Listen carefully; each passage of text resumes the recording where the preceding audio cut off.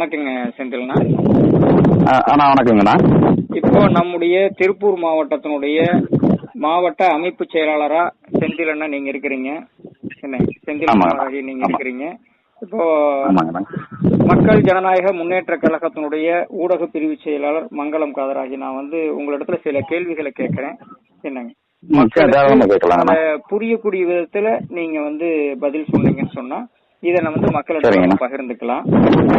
சரிங்கண்ணா. இப்போ கடந்த ஞாயிற்றுக்கிழமை அன்னைக்கு மஹேந்திரா பைனான்ஸ் மூலமா ஏதோ ஒரு பிரச்சனைன்னு சொல்லி நீங்க லைவ் போட்டிருந்தீங்க. அத நம்ம சேனல்கள்ல ஒளிபரப்ப போறோம். அது சம்பந்தமான விரிவான செய்திகளை நீங்க நம்ம நேயர்களுக்கு நீங்க தெரிவிங்க. சரிங்கண்ணா. அது நான் கண்டிப்பா சொல்லி ஆகணும். அது என்ன நடந்தது அப்படிங்கனால அன்னைக்கு அவர் ஞாயிற்றுக்கிழமை அவர் அந்த வாரத்துல ஒரு 2 வாரத்துல ஒரு 3 டீ, அதாவது 3வது டீ வரப்போகுது, 2 டீ பெண்டிங் இருக்குங்களாமா அவருக்கு. சரிங்க. அப்போ 3வது டீ இந்த டீவ்லயும் பாத்தீங்கன்னா பணம் கொடுத்துருக்காரு. பாதி ஒரு 10,000 ஒரு 5,000 4,000 இந்த மாதிரி கட்டிட்டாரு. ஒரு 1,800 ரூபா மட்டும் பாக்கி இருக்குது. இந்த வர்ற வாரத்துல சனிக்கிழமை வாங்கிக்கிறேன் கொடுத்துறேன் அப்படின்னு சொல்லி அவர் சொல்றாருங்க, அந்த பாதிக்கப்பட்டவர். அப்ப அந்த இடத்துல என்ன பண்றாங்கன்னா, நீங்க அந்த 1,800 ரூபாய எனக்கு இந்த 2 நாளுக்குள்ள நீங்க கட்டியே ஆகணும்னு சொல்லிட்டு போய் ஞாயிற்றுக்கிழமை போய் நீங்க கொடுத்தாதான் வீட்டை விட்டு நான் வெளியே போவேன்னு சொல்லி போய் உட்காந்துருக்காங்க. வீட்டு முன்னாடி போய் சேர் எடுத்து போட்டு உட்காந்துருக்காங்க. இது இல்லாம பாத்தீங்க அப்படின்னா எனக்கு 100 ரூபா பாண்டு பாத்திரம் வாங்கிட்டு உனக்கு எனக்கு கட்ட முடியாதுன்னு சொல்லி எழுதி கொடுங்கன்னு சொல்லி 2 பேருமே 2 பேர் இந்த மகேந்திரா நிறுவனத்துல இருந்து 2 பேர் உட்காந்துருக்காங்க. கலெக்ஷன் டீம் போய் பாத்துக்கோங்க. அப்ப அந்த இடத்துல நமக்கு உடனே அந்த இடத்துல நமக்கு அழைக்கிறாங்க. இந்த மாதிரி என்ன ஒண்ணும் பண்ண முடியல, இந்த மாதிரி உட்காந்துருக்காங்க. ஏன்னா அந்த ஞாயிற்றுக்கிழமை நாள்ல பாத்தீங்கன்னா அவங்க வசூலுக்கே வரக்கூடாது. அப்ப அந்த நேரத்துல அவங்க ஒரு மனதளவும் பாத்தீங்கன்னா ரொம்ப பாதிக்கப்பட்டு தான் நமக்கு கூப்பிட்டாங்க. கூப்பிட்ட இடத்துல பாத்தீங்கன்னா நம்ம அங்க போய் நம்ம அவங்களுக்கு உண்டான அந்த உதவிகளை போய் கேட்கும் போது இல்ல நான் அப்படி இல்லை இப்படி இல்லைன்னு சொன்னாங்க. அது போக பாத்தீங்கன்னா இன்னைக்கு காலையிலும் பாத்தீங்கன்னா அன்னைக்கு வரமாட்டோம், நாங்க அவர் சொல்லும் போது வாங்கிக்கிறோம்னு சொன்னாங்க. இன்னைக்கு காலையிலயும் பாத்தீங்கன்னா போய் அவங்கள போய் மிரட்டி இருக்கிறாங்க. இந்த மாதிரி நீங்க என்னத்தை பண்ணி இது பண்ணிடுவீங்க அப்படின்னு சொல்லி ஒரு மாதிரியா நம்ம பேசியிருக்காங்க. வரைமுறையற்ற வார்த்தைகளை பயன்படுத்தி இருக்கிறாங்கன்னு சொல்றீங்க நீங்க? ஆமா, கண்டிப்பா கண்டிப்பா கண்டிப்பா. இப்ப ஆர்பிஐனுடைய ரூல்ஸ் பிரகாரம் அவங்க வசூல் செய்ய வரலங்கிறதா உங்களுடைய வாதமா இருக்குது. எங்கங்கண்ணா? அதாவது ஆர்பிஐனுடைய ரூல்ஸ் பிரகாரம் ஞாயிற்றுக்கிழமை அவங்க வரக்கூடாது. ஞாயிற்றுக்கிழமை அன்னைக்கு வந்திருக்கிறாங்க. பாண்டு பேப்பர்ல கையெழுத்து போட்டு தர சொல்லி சொன்னதாகவும் நீங்க சொல்லி இருக்கிறீங்க.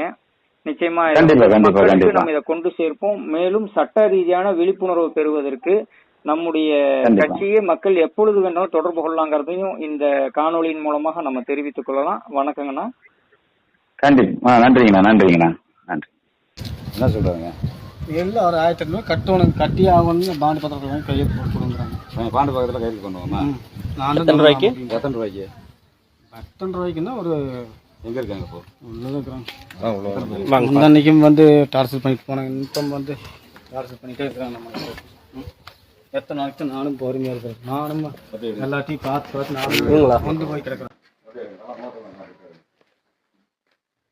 என்ன சார் பிரச்சனை? கூட 2,000 நாங்கள் கொடுத்தாச்சு. சார் என்ன பிரச்சனை? அமௌண்ட் கொடுத்தாங்க ஒரு 1,800 ரூபா. ஞாயிற்றுக்கிழமை வேலை பார்த்துட்டாங்க. வாங்கிட்டு கூட வேற ஒன்றும் இல்லை. வீட்டில் போய் உட்காரலாமா? இன்னைக்கு என்ன கிழமை? ஞாயிற்றுக்கிழமை. ஞாயிற்று வரலாமா? இல்லை சார், நான் என்ன சொல்றேன்னா, அவர் என்ன பாண்டு பத்திரத்தில் கையெழுத்து என்ன இது கேட்டாங்க? பாண்டு பத்திரம் போட்டு எனக்கு கொடுக்க சொல்றாங்க. எதுக்கு? எதுல கேட்டாங்க? பாண்டு பத்திரத்துல. என்ன ஃபைனான்ஸ் இது? ஆர்பிஐ ரூல்ஸ் அப்படி இருக்குதா பாண்டுல கையெழுத்து போடணும்னு? ஓகே சார், நீங்க சட்டப்படி வாங்க, அவர் கையெழுத்து போட்டு கொடுப்பாரு. சரிங்களா? இப்படி மிரட்டாதீங்க. என்ன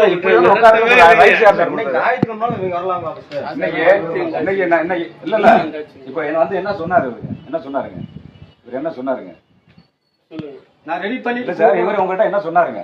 ரெடி பண்ணி கூப்பிடுறேன்னு சொன்னாருங்களா? போன்ல தகவல் கொடுக்குறாரு இல்லைங்களா? அப்ப போன்ல உங்களுக்கு சொல்லிட்டாரு. அப்புறம் என்னத்துக்கு நீங்க இப்படி உட்காந்துருக்கீங்க? சரி, உங்கள்கிட்ட கேட்டு வாங்கி தரேன்னு சொன்னா சார், இவங்க நீங்க பத்திரத்துல கையெழுத்து போட்டு கொடுக்க சொல்லிருக்கீங்க. இப்ப சொன்னீங்களா? என்ன சொல்லுங்க சார். போன மாசம் இவர் போன மாசம் கட்டினா அவர் லீகலா போய் ஆக்ஷன் எடுங்க. பிடிபி லெட்டர் எப்ப கட்டுறாங்க சார்? அது நீங்க வீட்டுல உட்காருக்க ரைட்ஸ் கிடையாது, தெரியுங்களா? நீங்க லீகலா லெட்டர் அனுப்புங்க அவருக்கு. இந்த மாதிரி லெட்டர் அனுப்புங்க. இந்த மாதிரி நான் வந்து இந்த இடத்துக்கு வந்து இவருனால வீடு அட்ரஸ் இருக்கு இல்லையா, அவருக்கு லெட்டர் அனுப்புங்க. இந்த மாதிரி வரல, இந்த மாதிரி லோன் கட்டல அப்படின்னு சொல்லி அனுப்புங்க. அவ்வளவு ரெஸ்பான்ஸ் இல்லைன்னா அவர் மேல லீகல் ஆக்ஷன் எடுங்க. இப்படி வந்து வீட்டுல வந்து உட்காரு உங்க ரைட்ஸே கிடையாது. நான் போனுக்கு பதில் சொல்லிச்சா இருக்கேன். மேனேஜரும் பேசினேன், நான் கட்டியாச்சுங்க சார் அப்படின்னு கட்டிட்டேன். அப்புறம் என்ன 1700 கட்டி 1700 கட்டுங்க அப்படின்னா இப்போ மாசம் 28 ஆச்சு. நீங்க 2000 நான் கொடுத்துருக்கேன். வீட்லயும் வேற அப்புறம் உடம்பு சரியில்லை, இப்போ வரைக்கும் உடம்பு சரியில்லை. இதுவும் உண்மையான பேச்சு. சரிங்களா? இதுக்கு இன்னைக்கு வரைக்கும் வேலைக்கு போகல. தம்பி வந்து வேலைக்கு போயிட்டு தான் இருக்காரு, வேலைக்கு போயிட்டு தான் இருக்காரு. அது வேலைக்கு போறாங்க, வேலைக்கு போற இதெல்லாம் தேவையில்லை சார். அவருக்கு தேவை இஎம்ஐ இல்ல சார். ஒரு நிமிஷம், உங்களுக்கு தேவை இஎம்ஐ. அவர் கேக்குறீங்க வேலை இல்லைன்னு சொல்றாருன்னா அவர் ரெஸ்பான்ஸ் அவர் இருந்தா கட்டுவார் இல்லைங்களா? இருந்தா கட்டுவார் இல்லைங்களா? இருந்தா கட்டுவார கட்ட மாட்டாரு. சரி, லேட்டா இருந்தாலும் கட்டிடுறாருல. இப்பதான் பெண்டிங் 3 EMI பெண்டிங் இருந்துச்சு. லேட்டா இருந்தாலும் கட்டிடுறாரு இல்லையா? ஏன்னா அவர் சூழ்நிலை, கால சூழ்நிலை. ஓகே, இல்ல டைம் ஆயிடுச்சு. வீட்டுக்காருக்கு ரைட்ஸ் கிடையாது. ஐடி கார்டு எங்க உங்களுக்கு? உங்க ஐடி கார்டு சொல்லி வீட்டுல வச்சுட்டு இங்க எதுக்கு வந்தீங்க ஞாயிற்றுக்கிழமை? இல்ல வீட்டுல வச்சுட்டு இதெல்லாம் சொல்ல முடியாது உங்களுக்கு. ஓகே, உங்க ஐடி கார்டுங்க தம்பி. அது சொல்லாது. கையில ஐடி கார்டோட வரணும். நீங்க கையில ஐடி கார்டோட வரணும். ஆர்கனைஸ் லெட்டருங்க உங்க பிரான்ச்ல இருந்து கொடுத்த லெட்டருங்க. இவங்க வீட்டுக்கு இன்னைக்கு போங்க அப்படின்னு சொல்லிருப்பாங்களா? லெட்டர் கொடுத்திருப்பாங்களா? அந்த லெட்டர் கொடுங்க. நீங்க எதுக்கு வீட்டுக்கு வரீங்க? அவர் போன் பண்ணி பேசுறா அப்படினா பேசாம இருக்கா அப்படியா? பதில் சொல்றா அப்படினா அப்ப நீங்க எதுக்கு வீட்டுக்கு வரீங்க? இப்ப ஒரு பார்க்க வந்திருக்கீங்க இல்லையா, அதுக்கு லெட்டருங்க. லெட்டர் எதுவுமே கொடுக்கலையா? எதுவுமே கொடுக்காம எப்படி வந்தீங்க? அப்படியே லெட்டரே எப்படி வரலாம்? நீங்க அவர் சொல்லக்கூடிய ரீசனை வந்து உங்க பிரான்ச்சுக்கு சொல்லணும். இப்படி வந்து உட்காந்துட்டு நான் வாங்கிட்டு தான் போவேன், பாண்டு பாத்திரத்தை வாங்கிட்டு வாங்க அப்படின்னு சொல்றது ஒரு ரைட்ஸே கிடையாது. இல்ல மகேந்திரா பைனான்ஸ் பூராமே நான் இன்னைக்கு சொல்றேன். மகேந்திரா பைனான்ஸ் இதே மாதிரி பாத்தீங்கன்னா இந்த அவினாசியில இருந்து இந்த பகுதி வரைக்கும் கோபி வரைக்குமே நிறைய மக்கள் வந்து குறை சொல்றாங்க. என்னன்னா மகேந்திரா பைனான்ஸ் அராஜகம் ரொம்ப ஓவரு. ஏன்னா யார் எடுத்தாலும் பாருங்க, மகேந்திரா பைனான்ஸ் வந்து தவறுதலா பேசுறாங்க, இந்த மாதிரி உட்காந்துக்கிறாங்க. இப்படி வந்து ரொம்ப ஒரு அராஜகமா தான் மக்கள் வந்து எங்கிட்ட தகவல் கொடுத்துட்டு இருக்காங்க. சீக்கிரத்துல வந்து மகேந்திரா பைனான்ஸ் முன்னாடி நாங்க ஒரு போராட்டம் கண்டிப்பா பண்ணுவோம். ஆமா, கண்டிப்பா பண்ணுவோம். அதாவது இந்த மாதிரி வந்து நீங்க வந்து நல்ல விஷயம் கண்டிப்பா பண்ணுங்க. இல்ல இந்த மாதிரி இல்ல உண்மை தெரியும். என்னன்னு கேட்டீங்கன்னா பாருங்க, இப்ப ஏதோ ஒரு 2 தீபம் கட்ட முடியாத சூழ்நிலைக்கு தான் உங்க வந்து சொல்றாங்க. அதுவும் இன்னைக்கு ஞாயிற்றுக்கிழமை தவிர நீங்களுக்கு ரைட் கிடையாது. நாங்களும் மனுஷங்க தான், நாங்களும் சம்பளத்தா வேலை பார்க்கறோம். சரி, ஞாயிற்றுக்கிழமை இவ்வளவு தூரம் வந்திருக்கோம்னா நீங்களும் புரிஞ்சுக்கணும். வரவே கூடாது. பணம் இருக்கு வாங்கிக்கணும்னு சொல்லியிருக்காங்க. இப்ப பணம் இருக்கு, நீங்க வந்து நீங்க வாங்கின்னு சொன்னாருங்களா? அவரு வந்துதான் நான் கொடுக்கல, என்கிட்ட பணம் இல்ல, அதுக்காக தான் வந்திருக்கோம். அவரு பணம் இருக்கு வாங்கிக்கணும்னு சொன்னது வந்திருக்கோம். பாண்டு பத்திரத்தை கையெழுத்து கேட்கணும், 2 பேரும் கேட்டுக்கிறாங்க. சொல்லுங்க, நான் போட்டு தரேன் சொல்றேன். சரிங்களா? இல்ல அப்படின்னா டேபிள் சேர் எல்லாம் எல்லா பத்திரத்துல கொண்டு வாங்க, போட சொல்றேன், போட்டு தரேன். இல்ல இது வந்து எப்படி சார் வந்து போன் பண்ணுவீங்க? நாளைக்கு என்னால கட்ட முடியல. எந்த மாதிரி ஒரு மக்களை வந்து மிரட்டுறீங்க நீங்க? பாண்டுல வந்து சைன் கேட்டது வந்து ஒரு 3 EMI பெண்டிங் இருந்துச்சு பாருங்க. அதுமே நீங்க கேட்க கூடாது. அதுமே வந்து என்ன பண்ணணும், அவர் மேல கோர்ட் மூலியமா போய் அவர் லீகல் ஆக்ஷன் எடுங்க. அது கோர்ட் வந்து ஜப்தி பண்றது வந்து அவங்க பண்ணுவாங்க. அதுக்காக தான் கேட்டேன். ஓகேங்களா? அந்த ஜப்தி விஷயம் எல்லாம் வந்து பாத்தீங்கன்னா ஒரு பாண்டுல எல்லாம் சைன் கேட்கல, என்னால முடியல, என்னால கட்ட முடியல. ஓகே, அப்படின்னு நீங்க வந்து கம்பெனிக்கு வந்து நீங்க தெளிவுபடுத்துங்கிறதா லெட்டர். அது வந்து ஓகேனா பாண்டுல எல்லாம் கேட்கல, பாண்டுல எல்லாம் கேட்கல, பாண்டுல கேட்கல, பாண்டு பத்திரம் என்னால கட்ட முடியல. நீங்க வந்திருக்கீங்க, நான் வந்து தண்ணி போட்டு நான் போன் பண்ணி சொல்லுங்க. அது ரெக்கார்ட் மாட்டேங்க. இந்த செல்லு வந்து எனக்கு ரெக்கார்ட் பண்ண முடியாதுங்கிறதுக்காக கிடையாதுங்க. சரிங்களா? இந்த செல்லு மட்டும் தான் கிட்ட இருக்கு, நல்லா பாத்துக்கோங்க.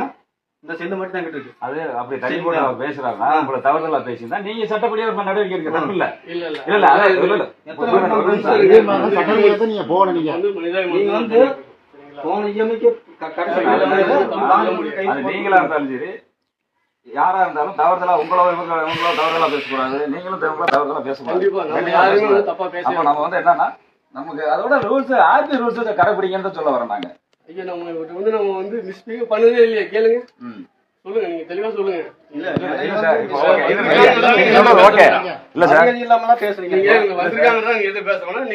என்ன பேசணுமோ அதை மட்டும்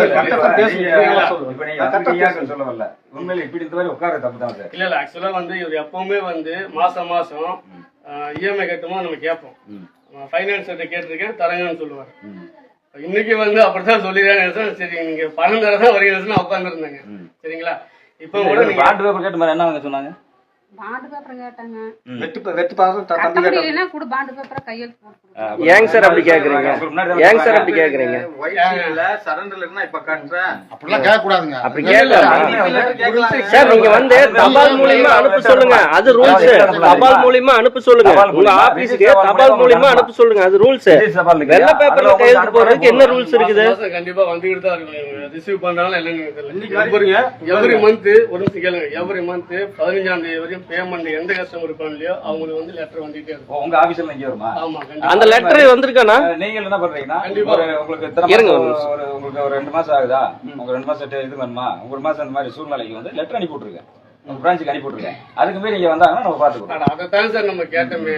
கட்ட முடியலங்கிறீங்கன்னா எப்ப கட்ட முடியுமோ அந்த டேட்டை போட்டு லெட்டர் கொடுத்துருங்க. ஓகே, அதுதான் நம்ம கேட்டோம்.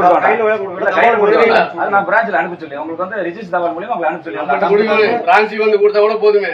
இங்க வர ஆனா சிந்தனை அதாவது வந்து 4 பிரான்ச்ல வந்து எம்எல்ஏ கண்டு வச்சுக்கோங்களா தம்பி சொன்னது. சரி.